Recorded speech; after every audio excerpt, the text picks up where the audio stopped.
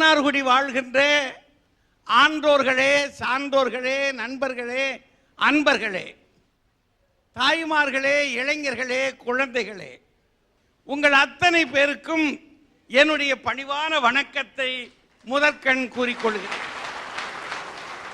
திருத்துறைப்பூண்டியில் உள்ள பாரத மாதா மனவளர்ச்சி குன்றிய குழந்தைகள் சிறப்பு காப்பகத்திற்கு இந்த அரட்டை அரங்கத்தின் வாயிலாக ஒரு 10,000 ரூபாய் நன்கொடை வழங்குவதற்காக தொழிலதிபர் SP முருகையா அவர்கள் இங்கே வருகிறார்கள்.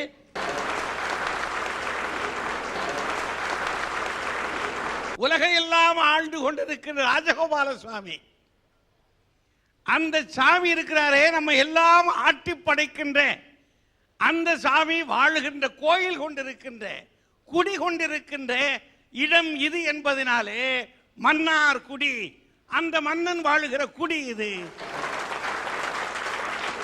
கோபுர தரிசனம் கோடி புண்ணியம்னு சொல்லுவாங்க. ராஜகோபால கோபுர தரிசனம் கோடி புண்ணியம். எங்க பார்த்தாலும் பச்சை பசேல்னு வயல்கள், இவ்வளவுதானா? தோப்புகள், துறவுகள், தென்னைகள், எங்கன பார்த்தாலும் மரம். பார்க்கறதுக்கு கண்ணுக்கு குளிர்ச்சியான ஒரு ஊர். இந்த ஊர்ல தாங்க தெப்ப குளத்துக்கு நதின்னு பேரு. ஒரு 23 ஏக்கரா பரப்புல ஒரு தெப்ப குளம் இருக்கு. அது என்னது? ஹரித்ரா நதி. அந்த தெப்ப குளத்துக்கு போய் பார்த்தா கடல் மாதிரி தண்ணீர் இருக்கு. இது தவிர 8 தெப்ப குளங்கள், ஆக மொத்தம் தீர்த்த ஸ்தலங்கள் அப்படின்ற இடம்னு சொன்னா 10 இடம். அநேகமா எந்த ஊருக்குள்ளேயும் இப்படி ஒரு பெருமை இருக்காது. தேசிய மேல்நிலைப் பள்ளி 107 ஆண்டுகளால் இந்த ஊருக்கு பெருமை சேர்த்து தந்திருக்கிற பள்ளிக்கூடம். பின்லே பள்ளி மகாத்மா காந்தியடிகள் வந்து பார்த்து பெருமைப்பட்ட பள்ளிக்கூடங்கள் சொன்னா யோசிக்கணும் இல்லையா? சர்தார் வல்லபாய் பட்டேல், ராஜகோபாலாச்சாரிய பெருமகனார், அறிஞர் அண்ணா, யார் இங்க வரல? அரசியல் அரங்கிலே சொல்ல வேண்டும் என்றால் பெரியவர் மன்னை நாராயணசாமி ஒரு புறம், இன்னொரு புறம் சொல்லணும்னா பெரியவர் MG நடேச பிள்ளை ஒரு பக்கம். சினிமாவுக்கு போகணுமா? திருமதி மனோரமா இந்த மண்ணிலே பிறந்த பண்ற அல்லவா?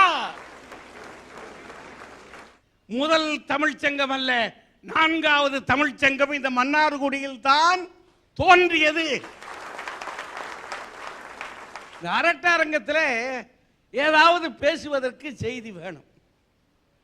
என்ன பேசுவது, எதை வைத்துக் கொண்டு பேசுவது என்று ரொம்ப யோசிச்சு பார்த்தோம். வாழ்க்கையிலே அமைதியும் மகிழ்ச்சியும் இருக்கணும். அப்படி இருக்க வேண்டும் என்றால் யார் யாரை புரிந்து கொள்ள வேண்டும்? மனைவியா, மனைவியின் மனதை கணவனா, மாமியார் மனதை மருமகளா, மருமகள் மனதை மாமியாரா, பெற்றோர் மனதை பிள்ளைகளா, பிள்ளைகள் மனதை பெற்றோர்களா, இல்லை காதலன் மனதை காதலியா, காதலியின் மனதை காதலனா? யார் மனதை யார் புரிந்து கொண்டால் நம் வாழ்க்கையில் மகிழ்ச்சியும் அமைதியும் இருக்கும் என்பதை கண்டு அறிவதற்காக நாம் இங்கே கூடியிருக்கிறோம். யார் மனதை யார் புரிந்து கொண்டால் நன்றாக இருக்கும்? கணவன் மனதை மனைவி புரிந்து கொள்ளணும் அப்படின்றது எல்லாருக்கும் ஆசை தான், இல்லைங்களா?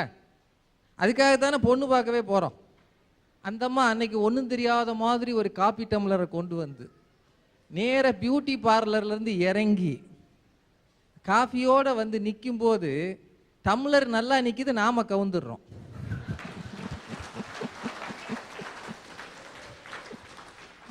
ஒன்றும் தெரியாத பாப்பா உலகத்திலேயே இருக்காதுன்னு நாம் அன்னைக்கு புரிஞ்சுக்கிட்டதான் நினைச்சோம். கல்யாணத்துக்கு அப்புறம் ஐயா சொன்ன மாதிரி தலைகீழா போகுது. மனைவிக்கு கணவன் மனசை புரிஞ்சுக்கிறதுக்கு வாய்ப்பு அதிகம். ஏன்னா சொல்லி சொல்லி அனுப்புறாங்க. கல்யாணம் ஆன உடனே இந்த பெருசுகளா கூடி அனுப்பும் பாருங்க, பார்த்தா அப்புறாணியா தெரியுது. அப்பவே நமக்கு ஒரு பட்டம் கட்டிடுவாங்க. பார்த்தா அப்புறாணியா தெரியுது, எதுக்கும் நீ அவர் மனசை புரிஞ்சு நடந்துக்கம்மா அப்படின்னு சொல்லி அனுப்பி அவருக்கு என்னென்ன பிடிக்கும்னு முதல்ல கேளு, அதெல்லாம் செஞ்சு கொடு இப்படின்னு டியூஷன் நடத்தி அனுப்புவாங்க. ஏங்க உங்களுக்கு என்னென்ன பிடிக்கும்? நமக்கு அந்நேரம் புத்தி சரியா வேலை செய்யாது, எனக்கு ஒன்னையே தான் பிடிக்கும்னு உளறிடும். அன்னைக்கு அவ புரிஞ்சுக்கிட்டா இவன் சிக்கிட்டான். இது கணவன் மனதை மனைவி எளிதாக புரிந்து கொள்வது. அப்புறம் பசங்க மனசை நாம புரிஞ்சுக்க முடியுமான்றது இந்த காலத்துல ரொம்ப கஷ்டம். இன்னைக்கு என் பையன் பள்ளிக்கூடத்துல இருந்து உள்ள வந்த உடனேயே சத்தமா பேசுறான், எது நான் நடக்கக்கூடாதுன்னு நினைச்சனோ அது ஸ்கூல்ல நடந்துருச்சு அப்படின்னா. என்னடா நடந்துச்சு? எவன் உன்னை அடிச்சுட்டாங்களா? நீங்க தான் என் அப்பான்னு எல்லாருக்கும் தெரிஞ்சு போச்சு.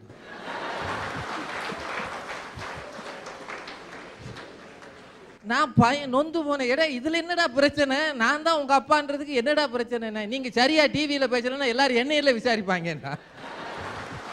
இப்போவாது நான் பேச ஆரம்பிச்சேன்னா உடனே என் பையன் அம்மா பெல் அடிமா, அப்பதான் அவர் உட்காருவாருங்க. ஏன்டானா டிவியில அந்த தாத்தா பெல் அடிச்சாவே அவர் உட்காருவார்ல, அடிமா அப்பதான் அவர் உட்காருவாரு. இந்த மாதிரி பிள்ளைகள் பெற்றோரை அளவுகோல் வச்சிருக்கிறான். அவனுடைய அளவுகோல் என்ன, அவன் எதிர்பார்ப்பு என்னன்னு நம்ம கண்டுபிடிக்கிறது இப்ப கஷ்டமா இருக்கு. மாமியார் மருமகள் பிரச்சனையை பத்தி நம்ம சொல்ல முடியுங்களா? அதுல அடி வாங்கி தானே பல ஆள் வீடுகளுக்கே போகாம தெரியுது. ஆம்பளைங்க வெளியில தெரியுறானா வீட்டுக்குள்ள ஏதோ ஒரு சின்னதா ஒரு சண்டை நடந்துகிட்டு இருக்குன்னு அர்த்தம். ஆக மொத்தம் பல பிரச்சனைகள். காதலன் காதலி பிரச்சனை நமக்கு கிடைக்காத விஷயம். இந்த பிறவியில அதை அனுபவிக்க வாய்ப்பு இல்லை. மன்னார்குடி சாமி நமக்கு அது வாய்ப்பு கொடுக்கல. இன்னும் ஏக்கம்தான், ஒரு சின்னதா ஏக்கம்தான். இப்படி ஒரு 4-5 விஷயம் கையில வச்சிருக்கிறாங்க இந்த அரட்டை அரங்கத்துல. ரொம்ப சுவையான விஷயம். இப்ப யார் யாரு என்ன சொல்ல வரான்றத பார்ப்போம். அம்மான்னா அன்பு, அப்பான்னா அறிவு, அண்ணன்னா பாசம், தங்கச்சின்னா நேசம். இந்த மாமியாருங்களே சுத்த மோசம் சார். மாமியாருங்கன்னா மோசமா? ஆமா சார். ஒரு பெண் எழுத்தாளர் எழுதுறாங்க, நஞ்சை கூட நயமாக பேசி அமுதென்று சொல்லி ஊட்டிவிடும் உறவு அது. ஏறு நான் இருக்கிறேன் என்று சொல்லிவிட்டு ஏறும் பொழுது ஏணியை எட்டி உதைக்கும் உறவு அது. பட்டாடை தருகிறேன் என்று சொல்லிவிட்டு கட்டியிருக்கும் கோவணத்தையும் உருவிவிடும் உறவு அது. ஐயோ, இந்த உறவிற்கு மாமியார் என்று பெயரிட்ட முன்னோர்களே ஏன் மரண குழி என்று பெயரிட்டிருக்கவில்லைன்னு கேக்குறாங்க. மாமியார் மனசை புரிஞ்சுக்காம மரண குழின்னு பேரு வாங்குற மாமியாருங்களே கொஞ்சம் மருமக மனசை புரிஞ்சுக்குங்கம்மா. இந்த உட்கார்ந்து இருக்க கல்கத்தா காளி இந்த மருமக, இந்த கல்கத்தா காளி சொன்னுச்சு மாமியார்னா மரண படுகுழின்னு பெயரிட்டு இருக்கலாம், எதுக்கு மாமியார்னு பெயரிட்டீங்க? இந்த தெரியாம தான் கேக்குறேன். ஆத்தா அப்படியே பின்னாடி திரும்பி பாரு, திரும்பி பாரு. எதுக்கு அடிச்சுக்கிறோம்? குடும்பம்னா கூட்டு குடும்பமா இருந்து குதூகலமா இருக்கணும் ஆத்தா. ஐயா, குடும்பம் நல்லா இருக்கணும்னா என்ன செய்யணும்? அது தெரியாம தானவா இங்க வந்து உட்கார்ந்து இருக்கான். அததான் சொல்றேன். குடும்பம் சுபீட்சமா இருக்கணும்னா குடும்பத்துல உள்ள பசுவுக்கு பூஜை பண்ணுவாங்க. அத மாதிரி போன மாசம் ஆடி வெள்ளிக்கிழமை எங்க தெருவுல ஒரு அக்கா பூஜை பண்ணுச்சு. என்னன்னு தெரிஞ்சுக்கலாங்கிறதுக்காக அப்படி எட்டி பார்த்தேன். எரும மாட்டுக்கு பூஜை பண்ணிக்கிட்டு இருக்கு. நான் கேட்டேன், எதுக்கு இந்த பூஜைன்னு? உனக்கு ஒண்ணும் தெரியாது, நேத்து இதுதான் என் மாமியார முட்டி தள்ளி விட்டுச்சு. அதுக்குதான் பூஜையா? அப்ப மாமியாருங்கிற ஒரு உறவே இருக்க கூடாது, அதை எதிரியா எதுக்கு பாக்குறீங்கிற. புதுசா கல்யாணம் ஆகி வரும்பொழுது அந்த மருமக கையில நிறநாழி விளக்குன்னு ஒண்ணு கொடுத்து அழைப்பாங்க. மாமியார் சொல்லுவாங்க, இந்த நிறநாழி விளக்கை எடுத்துக்கிட்டு போய் சாமி மாடத்துல உள்ள 5 விளக்கு குத்து விளக்கை ஏத்துங்க அப்படிம்பாங்க. இது உள்ள போன உடனே தீபத்தை ஏத்தலாமான்னு கேட்கணும். அதை விட்டுட்டு மாமியார் அடுக்கலையில இருக்கிற மாமியார்ட்ட கேட்கும், மாமி பத்த வைக்கட்டா? என்ன வந்த உடனே பத்த வைக்குது? அந்த எண்ணத்துல தானே வர்றாங்க உள்ள. வந்த உடனே வந்த 3 நிமிஷத்துக்குலாம் பத்த வைக்கட்டா கொளுத்தட்டா இப்படின்னு நினைக்கிற மருமகளை எப்படிங்க வச்சு வாழ வைக்க முடியும்? என்ன பார்த்தா எப்படி சார் தோணுது? சூப்பரா இருக்கு. ஒரு சினிமா நடிகர் மாதிரி இருக்க. ரொம்ப சந்தோஷம் சார். இல்ல, காதல்ல தோல்வி அடைஞ்சால் மாதிரி இருக்க. Correct sir. என் தாடியை பார்த்தா கரெக்டா கண்டுபிடிச்சிட்டாரு. 1வது 2வது படிக்கும் பொழுது சீதாலட்சுமி டீச்சர் மீது காதல். 4வது 5வது படிக்கும் பொழுது தாவணி போட்ட லலிதா மீது காதல். 7வது 8வது படிக்கும் பொழுது பக்கத்து வீட்டு பரிமளா மீது காதல். 11வது 12வது படிக்கும் போது எதிர்த்த வீட்டு எலிசபெத் மீது காதல். 16ல் காதல், 20ல் காதல், சொன்ன காதல், சொல்லாத காதல், பைபாஸ் ரோட்டில் காதல், மன்னார்குடியில் காதல், ராஜாவுக்கும் காதல், உட்கார்ந்திருக்கும் ரோஜாவுக்கும் காதல், பாப்பையாவுக்கும் காதல், பக்கத்து வீட்டு சுப்பையாவுக்கும் காதல். வந்த காதல், மனம் நொந்த காதல், சொந்த காதல், உடல் வெந்த காதல். இதில் எது வென்ற காதல்? இவ்வளவு காதல் பண்ணீங்களே, படிச்சீங்களா? நல்லா படிச்சேன் சார். அரியர் விழுந்துச்சு. எப்படி தெரியுமா சார்? செமஸ்டர் காலத்தில் கூட நான் மாங்காய் சாப்பிடுகிறேன். ஏனென்றால் நான் அரியர்களை சுமக்கும் புள்ளத்தாச்சி. அவள் அரியர். இதுக்கப்புறமும் உங்க அப்பா அம்மா உங்களுக்கு சோறு போட்டிருக்காங்கன்னா அவங்கள சொல்லணும். ஏ தெற்கு தெரு தேவதைகளே, ஏ வடக்கு தெரு வசந்தங்களே, ஏ மேல தெரு மேனகைகளே, ஏ கீழ தெரு கீதாக்களே, எங்களை நடுத்தருவில் நிக்க வைத்த ராஜாத்திகளே, காதலர்கள் மனசை புரிஞ்சுக்கங்க புரிஞ்சுக்கங்க. சீனி சக்கரை சித்தப்பா சீட்டில் எழுதி நக்கப்பான்னு. இது என்னப்பா கேள்வி இது? செக்க செவத்த கிழவா உன்னை செவுத்துல ஜாத்தி அளவா. உங்களை இல்லை, நான் வேணா விலகிக்கிறவா? நான் உங்களை சொல்லண்ணே. பக்கப்படுத்த கிழவா பாயில ஓட்டு அளவான்னு ஆளாளுக்கு அழுதுட்டு கிடைக்காங்க. நம்ம குடும்பத்துல 2 பொண்டாட்டியால சிக்கல். நம்ம குடும்பம்னு சொல்ல என் குடும்பத்துல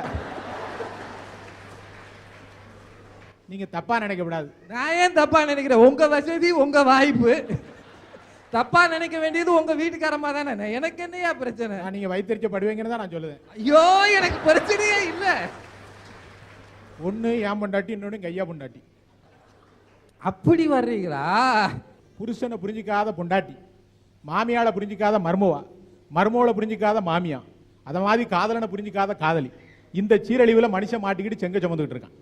அதைத்தான் நான் சொல்ல போறேன். இப்போ உங்க ஊர் எது? எங்க ஊரு மதுரைன்னு நினைக்கிறேன். நினப்புல தான் இருக்கா? வேற என்ன செய்யறது? குழப்ப அங்கங்க இருக்கு. உங்களுக்கு என்ன செய்ய முடியும்? ஐயா, உங்க ஊர் எது? மதுரை தான். மதுரை தான். மதுரைக்கும் மன்னார்குடிக்கும் எவ்வளவு தூரம் சொல்லுங்களேன். ஒரு 500 மைல் வச்சுக்குமா? சரியா சொல்றேனே, ஒரு 185 கிலோமீட்டர். 185 கிலோமீட்டர். அப்ப மன்னார்குடிக்கும் மதுரைக்கும் எனக்கு ஏதோ வேற வேலையே இல்லைங்கிற மாதிரி இல்ல ஆக்கிட்டீங்க நீங்க. தெரிஞ்சுதானே கேட்க, அப்புறம் வருத்தப்படுதிய. அதுவும் 185 தானேங்க? கரெக்டா இருக்கா? சனிக்கிழமைக்கும் திங்கக்கிழமைக்கும் ஊழல் எத்தனை நாள்? ஒரு நாள். ஞாயிற்றுக்கிழமை ஒரு நாளா? மதுரைக்கும் மன்னார்குடிக்கும் 185, மன்னார்குடிக்கும் மதுரைக்கும் 185, சனிக்கிழமைக்கும் திங்கக்கிழமைக்கும் ஊடையில ஒரு நாள். அப்ப திங்கக்கிழமைக்கும் சனிக்கிழமை ஊடையில எத்தனை நாள்? என்னையா இது? என்னையா இது? நியாயமான கேள்வியாது. அத கேளுங்க. இதாயா பெரிய ஆள் நியாயமான கேள்வியாது. இப்படி எல்லாம் ஒரு ஆள் வீட்டுல பேசினா எந்த வீட்லயா நிம்மதியா இருப்பாங்க?